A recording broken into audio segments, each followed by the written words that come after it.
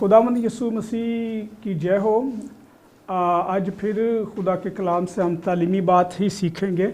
मेरी दरख्वास्त है ये कि क्रॉस वे टीवी को सुनने और देखने वालों के आगे के इस पैगाम को जो आप सुनते हो आगे तक पहुंचाएं और शेयर करें, लाइक करें और सब्सक्राइब करें ताकि ये कलाम औरों तक भी पहुंच सके।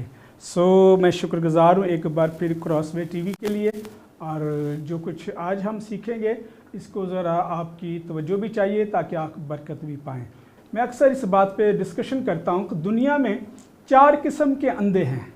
दुनिया में 4 किस्म के अंधे हैं और ये बाइबल मुकद्दस प्रूफ देती है। तो हमें इस बात को भी समझना है, देखना है कि कौन कौन सा किस एंगल से मैं अब इसको बयान करने की कोशिश करूँगा। कि जब हम दूसरा करंथियों उसका चैप्टर नंबर 4 और उसकी वर्स नंबर भी 4 है, तो चौथे बाब की चौथी आयत में लिखा है इस तरह से, यानी उन बेईमानों के वास्ते जिनकी अक्लों को इस जहां के खुदा ने अंधा कर दिया है, ताकि मसीह जो खुदा की सूरत है उसके जलाल की खुशखबरी की रोशनी उन पर ना पड़े।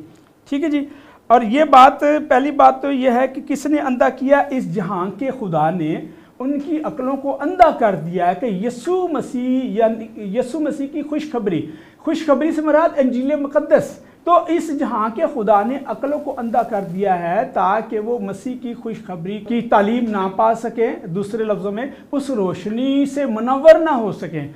तो अगर हम ये कहें कि एक अंधे के लिए ये अक्ल के अंधे की मैं बात कर रहा हूँ, ये अक्ल का अंधा है जिसकी आंखें डेड हो चुकी हैं, और ये कैसे मुमकिन हो सकता है कि वो खुदा के कलाम की रोशनी को कबूल करे? नामुमकिन बात, जब तक खुदा ही ना करे। तो आगे हम चलते हैं। ये अक्ल का अंधा शख्स है। एक और अंधा है जो हमें बर्तलमाई मिलता है। लिखा है कि वो राह के किनारे बैठा हुआ था, और ये मरकस की अंजील मुकद्दस में भी है, लूका रसूल की अंजील, लूका मुकद्दस की भी अंजील में है। तो वहाँ हमें मिलता है कि वो बर्तलमाई राह के किनारे भीड़ मांगने के लिए बैठा अपनी रूटीन के मुताबिक। तो वहाँ से भीड़ गुजर रही थी, यीशु मसीह के शागिर्द और लोग गुजर रहे थे।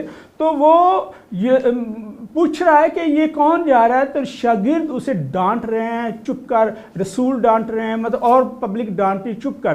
तो वो उसे पुकारना शुरू हो गया। क्या पुकारना शुरू हो गया? ए इब्ने दाऊद मुझ पर रहम कर, ए इब्ने दाऊद मुझ पर रहम कर। देखें, बड़ी खास बात मैं बयान कर रहा हूं यहाँ पे कि वो आंखों का अंधा शख्स किस तरह से पुकार रहा है? वो कह रहा है कि इब्ने दाऊद। उसे पता है कि ये जो यीशु मसीह है इसका नस्ब नामा दाऊद, ये दाऊद के घराने से है।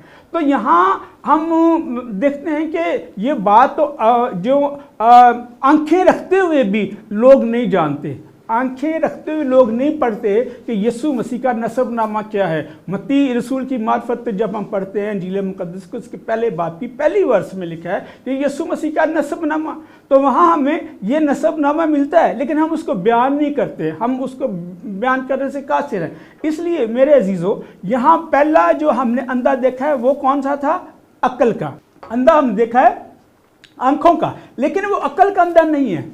आंखों का अंधा तो ठीक है, लेकिन अक्ल का अंधा नहीं है। और उसने कैसे पुकारा? उसे उसकी अक्ल रोशन थी, उसका दिल रोशन था, वो तालीम से वाकिफ था, उसकी किसी ने रहनुमाई की हुई थी, इसलिए उसने पुकारा, ए इब्ने दाऊद मुझ पर रहम कर।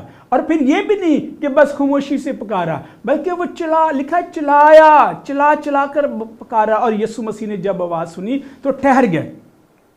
यीशु मसीह ठहर गए और यीशु मसीह ने उसे पास बुलाया और उसने पूछा, यीशु मसीह ने पूछा, तू क्या चाहता है कि मैं तेरे लिए करूं?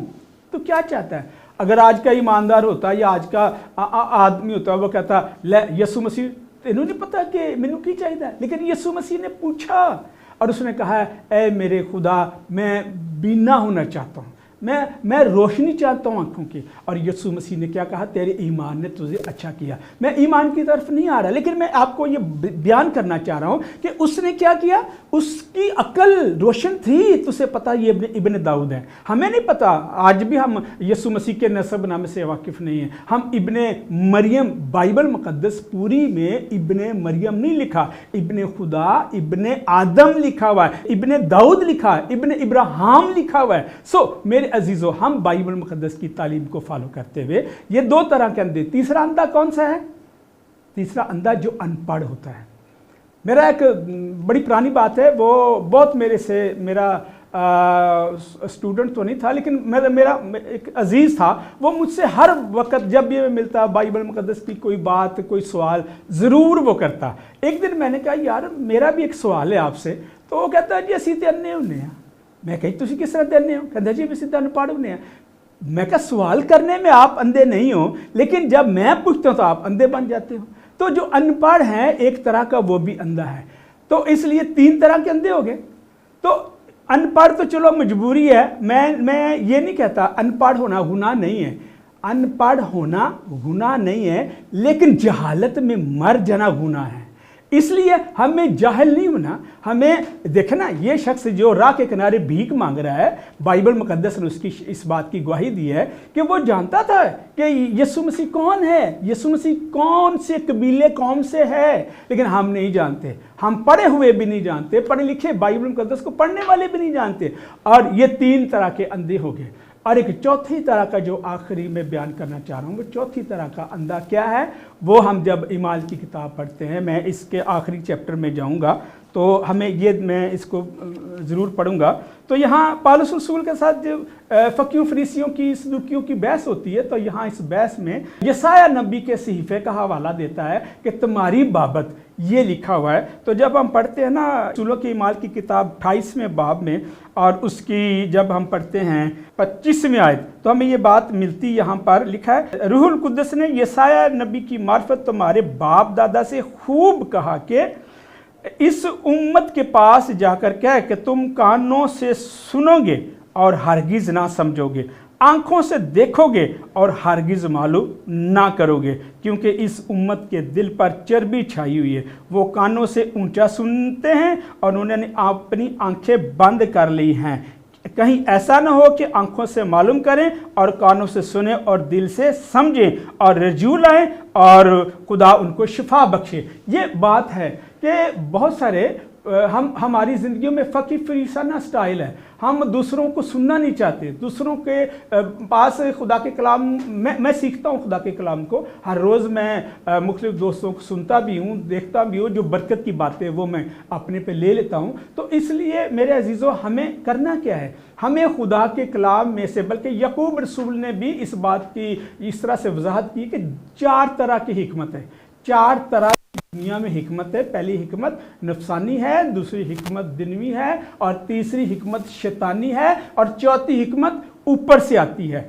तो हमें वो जो ऊपर से नूरों के बाप से हिकमत मिलती है, हम उस हिकमत को लेने वाले हों, ताकि हम खुदा के कलाम की सच्चाइयों को बयान करें और आगे हमारी जिम्मेदारी में है, हमसे जवाबदेही होगी खुदा के कलाम की। तो आप जो सुनते हो खुदा के कलाम को आगे पहुंचाओ, क्योंकि ये यीशु मसीह ने फरमाया, जो कुछ तुमने सुना है ईमान लाए हो और दूसरों को शेयर करें या गवाही दें। तो इस तरह से हमें इस बड़ी जिम्मेदारी को किताब मुकद्दस यानी न्यू टेस्टामेंट की बातों को आगे शेयर करें, बयान करें, ताकि वो भी बरकत पाए। यीशु मसीह आपको बड़ी बरकत दे। एक बार फिर मैं शुक्रगुजार हूँ इस बात के लिए, क्रॉसवे टीवी के लिए जिन्होंने मुझे मौका दिया, उसकी पूरी टीम के लिए शुक्रगुजार हूँ। इस मैसेज को आगे लाइक करें, शेयर करें और सब्सक्राइब करें। शुक्रिया। खुदावंद यीशु आपके साथ हो। बाय।